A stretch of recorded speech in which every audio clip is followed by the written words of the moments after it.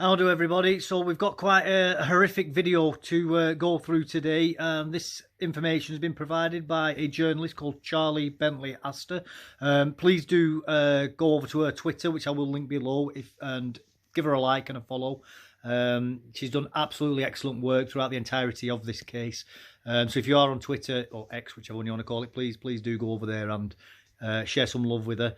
I'm going to pre-warn you now, the information contained, what we'll be going through, is horrific. I will be giving my absolutely unfiltered opinions as we go through it. I may use coarse language because, quite frankly, this I have read through most of this already, and it's just shocking. It's deeply, deeply shocking and upsetting. I will pre-warn you on that, but I will not be editing any of the information out, so please do be forewarned. That monster needs hanging. That simple. I'm going to put that straight out on the table right now. We do need the death penalty back for people like this, because the crimes that he has committed, they are beyond evil.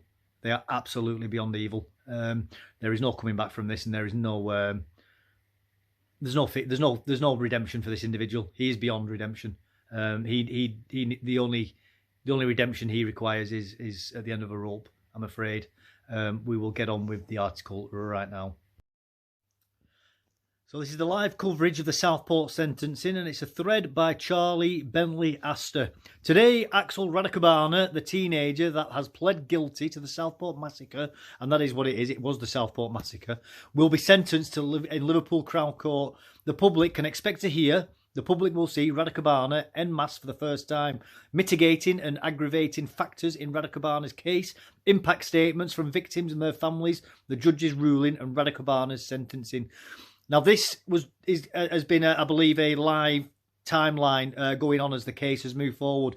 What I will tell you, though, is that this individual, Rudakubana, has caused an absolute stink in the court and has had to be removed from court twice for causing so much trouble inside the courtroom itself, trying to prevent the sentencing from happening. This will be expected to take several hours, but I will be covering events from start to finish on this thread. Yeah, so this is live updates. Axel Rudakubana arrived with a substantial police escort at Liverpool Crown Court. Elisa De Silva's Ogia's parents, one of the three girls murdered, are known to be in court today. Rudakubana is refusing to leave his cell. Well, in my opinion, and I don't care about any arguments that anybody might say about his rights, human rights, dignity, any of that BS. They should have beaten him to within an inch of his life for refusing to come out of his cell. We need to get rid of this weak, pathetic human rights BS for monsters like this. He has foregone any right to dignified treatment, and I couldn't care less if people say that makes us the same as them or worse. He is no longer a human being as far as I'm concerned. He is scum that needs to be terminated at the most convenient time possible. So absolutely, they should have been belting him until he got out of that cell. Boots to the face and everything. I have it from an exclusive source that the Southport killer is refusing to come out of his cell to face sentencing. Rudakubana is said to have been rushed to hospital last night for medical attention. Well, that's just him just playing games, isn't it? Rudakubana has now entered the dock. Rudakubana had his head down. He's wearing a grey tracksuit. Let's open this up. And again, is wearing a blue surgical mask over the lower half of his face. Well, they should have pulled that off him, I'm afraid. I don't care about him having dignified treatment, and they should have smacked him across his face as well. I do not care about the people like this' rights. As far as I'm concerned, they'll forfeit any right to dignified treatment, and they should be treated as worse than the pond scum that they are. He immediately sat and put his head down in his knees. Again, he should have got a fist to the back of his head until he lifted his head back up again. He did not respond at all when asked to confirm his name, and the intermediary sat in the dock next to him.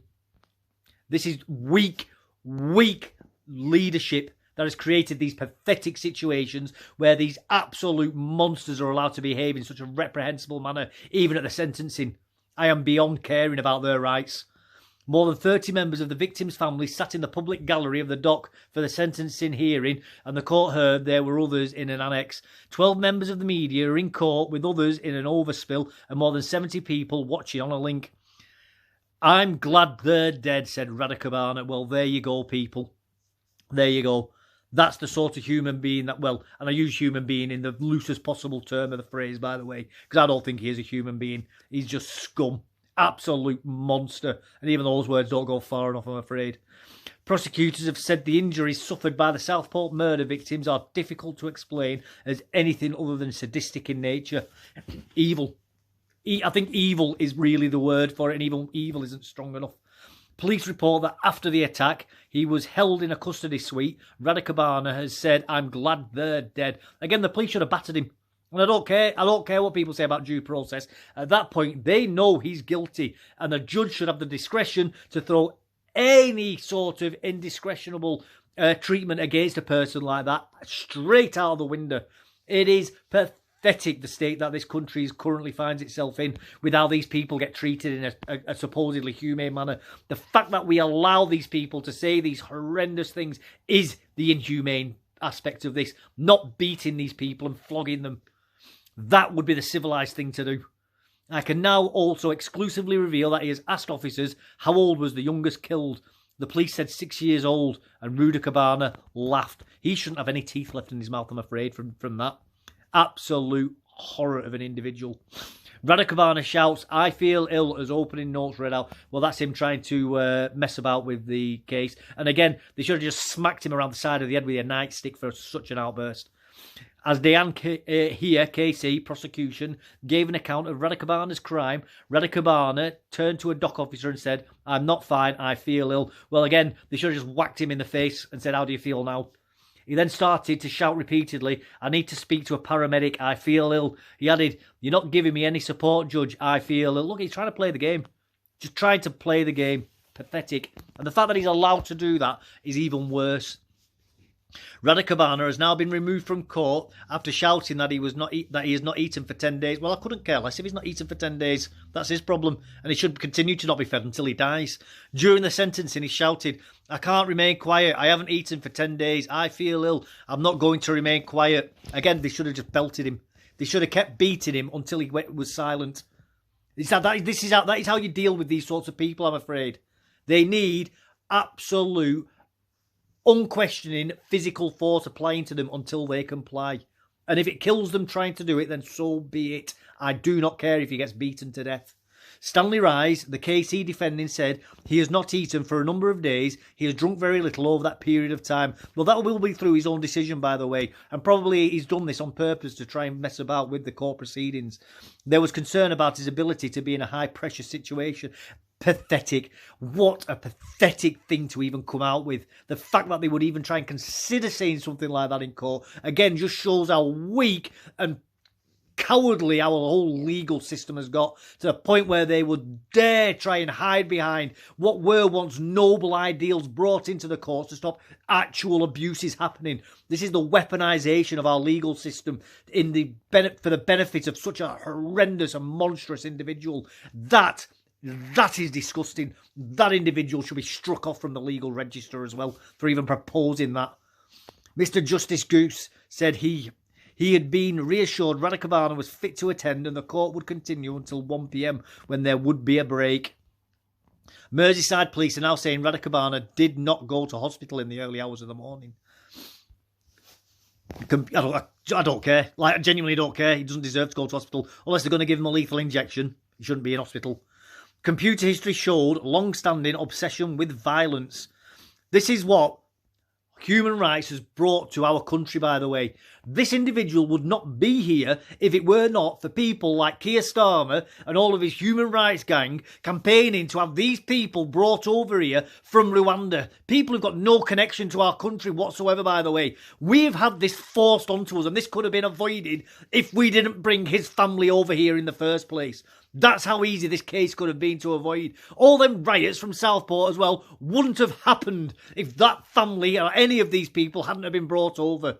This is what pathological kindness does to us. They are destroying us with their absolute limitless empathy. It is dangerous. They have done this to these children. The prosecution said the killer's computer history showed a long-standing obsession with violent killing and genocide. These people shouldn't be in this country. Deportations, I'm afraid, is what needs to happen from this. His entire family needs to be gone, and anybody linked to his family, gone, the lot of them. They have brought this needless suffering to our shores. And I'll tell you what, and everybody involved in bringing them over here should also be facing prison sentences as well. Amongst those documents were a version of the Al-Qaeda training manual, which provides instructions on how to commit acts of terror, including with a knife and with poisons, including ricin, the Anhir KC said. When his home was searched following his arrest, a number of weapons were recovered, including a biological toxin, ricin, which the defendant had produced in his bedroom.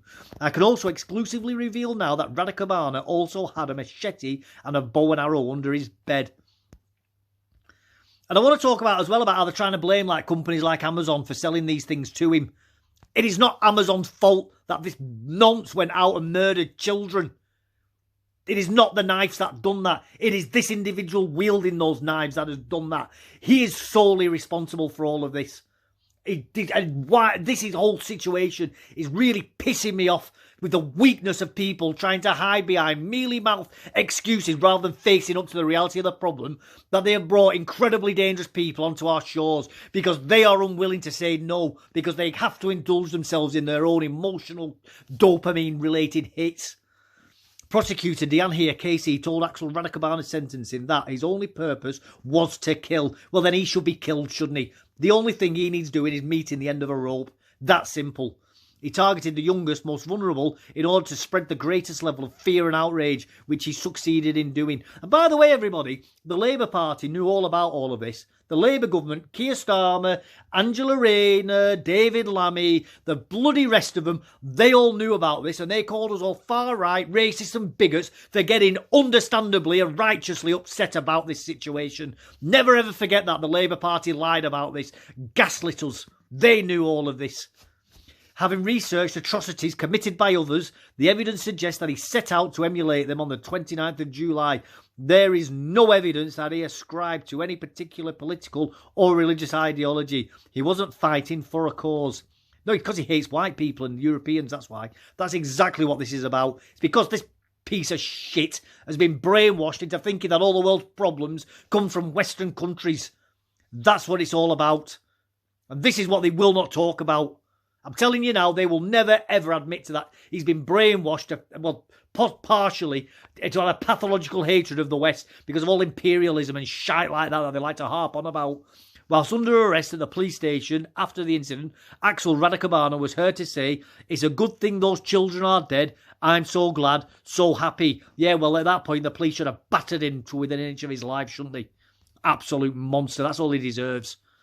Rudakubana has been seen by courtroom medics who have said there is nothing significant wrong with him. They should have smacked him.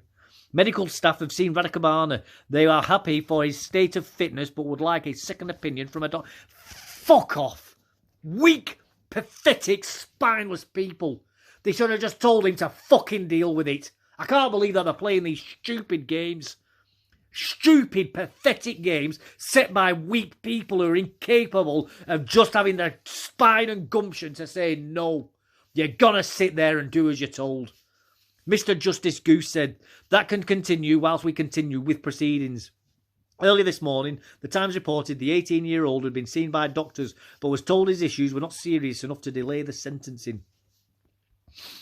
A family member shouts "coward" as Rudakubana was ejected from the court. Other relatives shook their heads as he left. Rudakubana had been shouting, "It's not my fault, I feel ill." "Oh, fuck off, you lying twat." He repeatedly shouted for a paramedic. He's just playing the game, and the fact they allow him to play this stupid game is pathetic as well. Should be tasering the bastard. When the judge tried to carry on with the case, Rudakubana shouted, "Don't continue." He was then told to leave the dock. Mr. Justice Goose said he would be brought back to be sentenced later in the day. The prosecution opening is continuing in his absence. The prosecution read Leanne Lucas's, the dance class teacher's, witness statement. She described feeling the knife plunging into her back and screaming at the children to run away, run away. Children screamed as Rudakubana chased them around the room. CCTV footage shows the children spilling out into the street. Can you imagine being there and that happening to those poor defenceless children? And I tell you what, this is exactly why I keep talking about the right to own firearms for defence. Because if that woman had had a gun, she could have shot that bastard. And every single one of those children could have been saved. So every single person that says we should not own firearms for self-defence, you are responsible for those children being dead as far as I am concerned. There is absolutely no defence against somebody who comes in with a knife, because we are completely unarmed in this country, and monsters like that understand it. Now, owning a gun doesn't mean that you personally need to own one, but who the hell do you think you are to stop decent and good men like me from owning firearms so we can do the right thing when it needs to be done, as in shooting bastards like that? He should not have been able to have had the opportunity to have stabbed one of those children, never mind murder 3 and stab 8 more. This is what you've done by disarming this country. You've allowed those children to die. That is on the conscience of every single anti-gun campaigner in this country, I'm afraid. Every single one of you. If you're against gun ownership, you're part of the problem as far as I'm concerned. Children were making bracelets as the killer entered the court, has heard. The footage shows that at about 11:45, the defendant entered the Hart space and went upstairs towards the studio in which the dance event was taking place, the prosecution said. Within 30 seconds, screams can be heard coming from within, followed by children fleeing from the building. At the time the defendant entered the building, all the children were in the first floor studio together with Leanne Lucas and Heidi Little, where they were gathered around the tables, making bracelets and singing along to Taylor Swift songs. These poor little children were just there, having the absolute time of their lives, engaging in activities that children love to do. And that bastard came in and caused nothing but suffering and hatred and upset on them, and he should have been shot before he even got to the first child. There is no excuse for not owning firearms for self-defence, none whatsoever, and I will not hear a single argument against them. If you argue against the right to own firearms to defend defenceless children like this, then you are part of the problem as far as I'm concerned. There is no argument you can make that will convince me otherwise about this. Because of the heat, Leanne Lucas went to an open window. As she did so, she recalls seeing the defendant outside but thought nothing of it. The prosecution continues. Miss Here prosecuting said a woman was waiting to collect her daughter when she heard screaming and saw people running from the building. She managed to grab her daughter and get into the car. 3 other children also got into her vehicle, one of whom had a bleeding injury to her chest.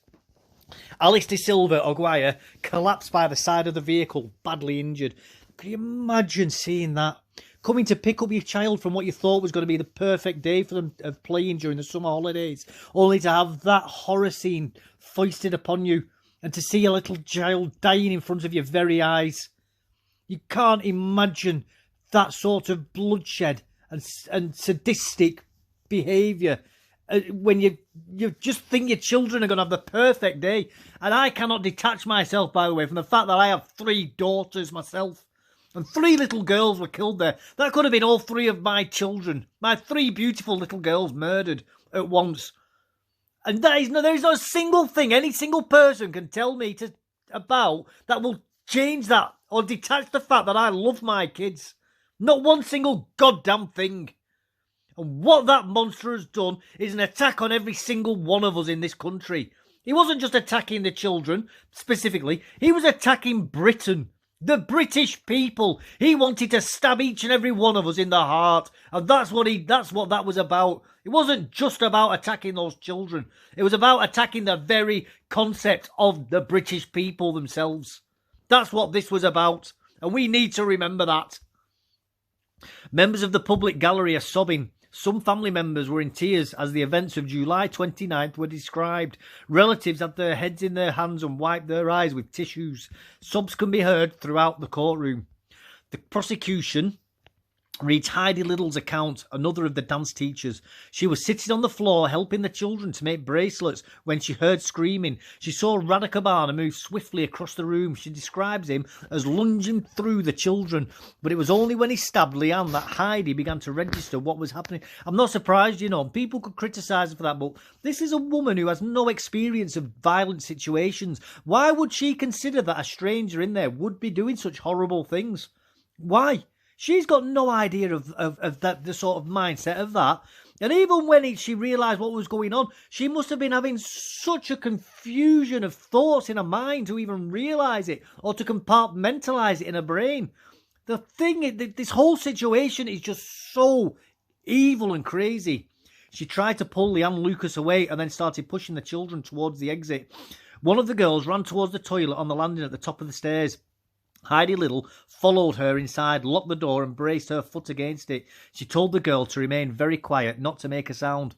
Outside they could hear children screaming, and then the door rattled. When she heard voices outside the door crying for the defendants to stop, she realised that not all the children had managed to escape. Now, again, this isn't a criticism of her, but I can't understand how she stayed in that toilet and didn't go out to defend those children. Now, it's easy for me to say that when I am not there. Obviously, I was not there. But I cannot believe that I would not go out and fight that man. I would kill him myself. I would have killed him myself. In fact, no, I know I would do that. Because I'm a goddamn veteran of 2 wars. I know for a fact that I would have done everything within my power to kill that man and make sure he didn't breathe another breath. And I just can't understand how another human being could not do that. I can't. That is easy for me to say, though, I guess. That is not a judgment against her, and she has to live with that for the rest of her life. Window cleaners, Marcin Tyrone and Joel Verrett were driving along Hart Street. I'm going to have a minute. Window cleaners, Marcin Tyrone and Joel Verrett were driving along Hart Street when they saw a group of children running across the road and a woman, Leanne Lucas, covered in blood.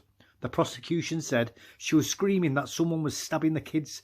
He could see that she was injured and that there was a child lying on the ground further along the road. He had told the court Joel Verrett, who had followed the police into the building, picked up B.B. King, oh my goodness, one of the poor little girls who died, and carried her out of the building, screaming as he did so. In the studio itself, P.S. Gillespie found the body of Elise Dotzer-Colm lying on her back on the floor. It was obvious that she was dead. She said soon afterwards Heidi Little and a child she helped were found hiding in the toilet.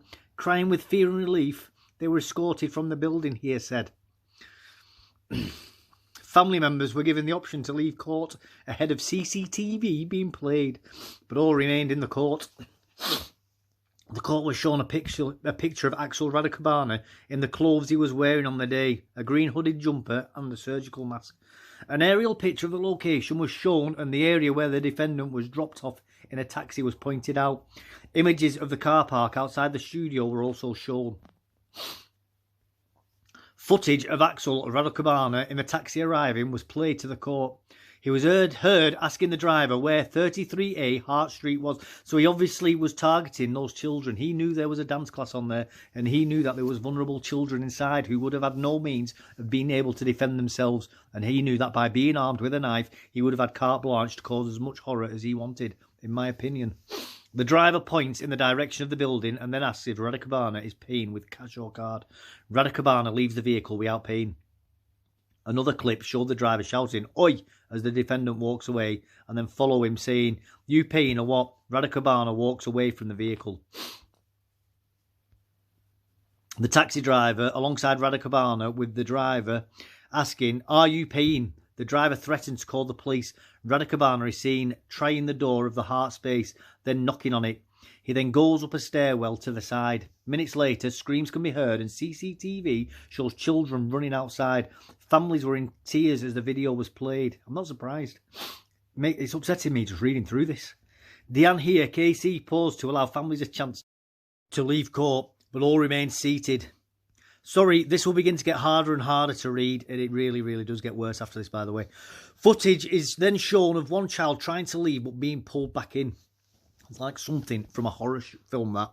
Like the little poor child trying to escape the horror indoors, only to be dragged back inside by that absolute savage beast of a thing. Well, the last thing that these poor little children saw as well was his hate-filled face slashing and hacking at them.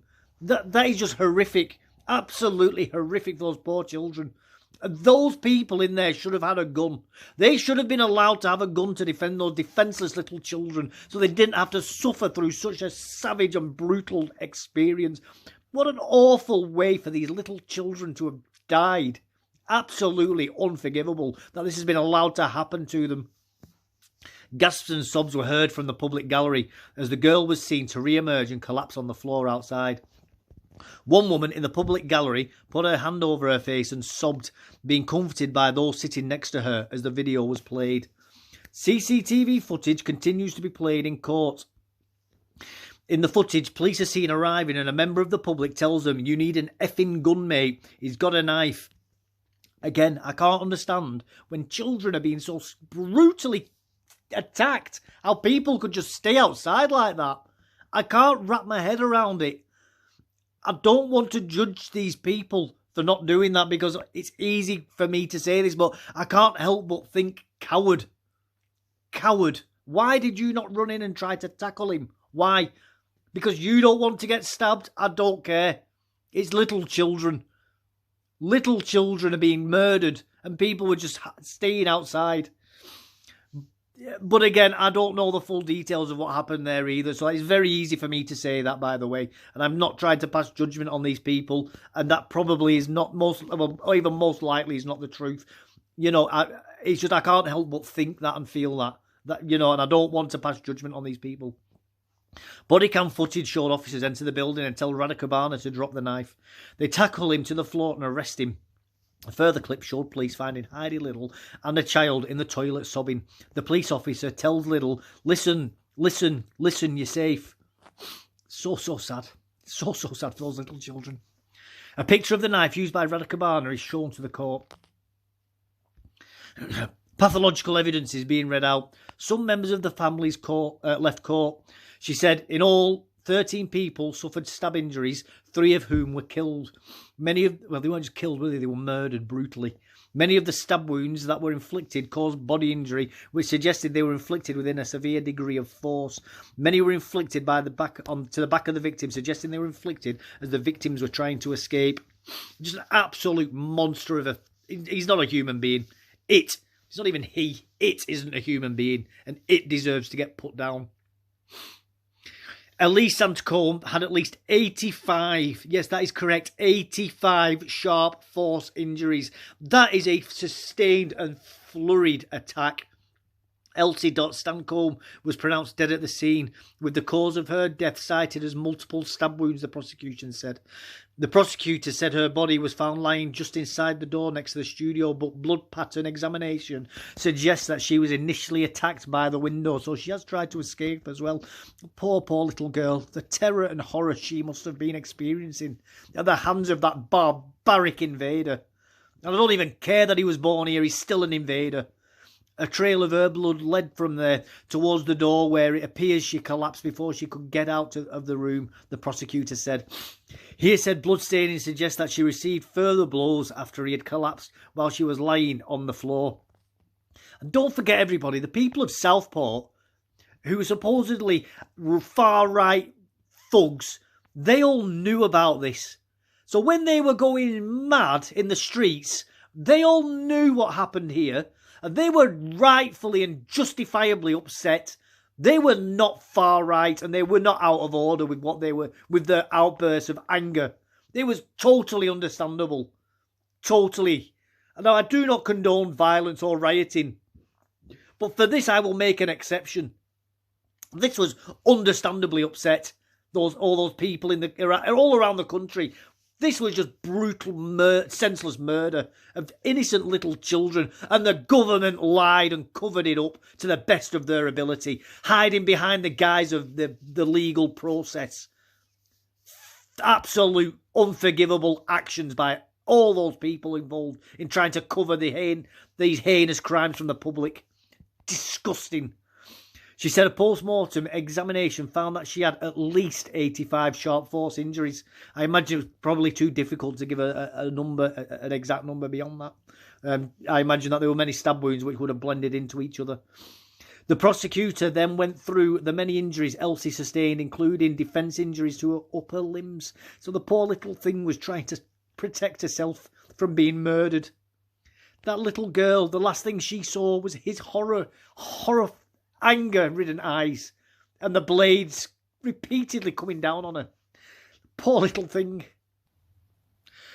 The prosecutor said, in the opinion of the pathologist, her injuries were untreatable. However, quickly emergency would help would have arrived, so she was beyond saving at the scene. B.B. King suffered at least 122 sharp force injuries. She had sustained injuries on landing on a floor. Another victim, 6-year-old B.B. King, was pronounced dead at the scene just after 1 p.m, the court heard. Deanne here, KC, said she was found on the landing outside the studio door, but forensic evidence suggests she was injured from within the studio before she made it out onto the landing, and that she sustained further blows whilst lying on the floor. Again, the absolute terror and the horror that this poor little child must have been going through in the last moments of her life. It's beyond imagining, and we absolutely do need a reckoning against this individual. There is no other answer than the death penalty, I'm afraid, for what this monster has done to these poor, innocent little children.